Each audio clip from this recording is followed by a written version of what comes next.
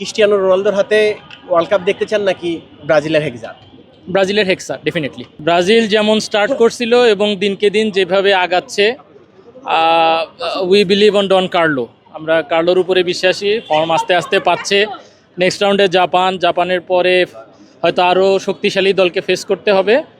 তবে লাস্ট ম্যাচে স্কটল্যান্ডের সাথে ব্রাজিল যেভাবে খেলেছে এইভাবে খেললে ব্রাজিল অনেক দূর যাবে, এটা আমাদের বিশ্বাস। মোজো বিরাট কারবার, জিতে নাও ফ্যামিলি কার, স্পোর্টস বাইক ছাড়াও লক্ষ লক্ষ নিশ্চিত গিফট। জাপান খুব ট্যাকটিক্যাল একটা প্রতিপক্ষ।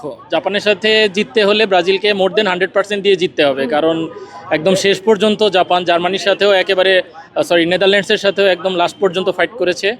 সো ব্রাজিল যদি 100% না দেয়, সেই ক্ষেত্রে জাপানকে হালকাভাবে নিলে এটা একটা বড় ভুল হবে। R9-এর হাতে আমি অলরেডি দেখছি রোনালদো, এটা সবাই বলছে যে রোনালদো ইজ ওয়ান, এটা হচ্ছে রোনালদো নাজারিও।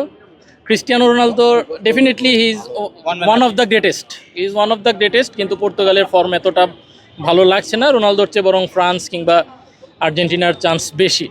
একদম সত্যি কথা বললে বা বাস্তব বিশ্লেষণ করলে এটাই আর কি আমরা ধরে নিতে পারি যে রোনালদো। যদি জানতে চাই, ক্রিস্টিয়ানো রোনালদোর হাতে ওয়ার্ল্ড কাপ দেখতে চান নাকি ব্রাজিলের হেক্সা?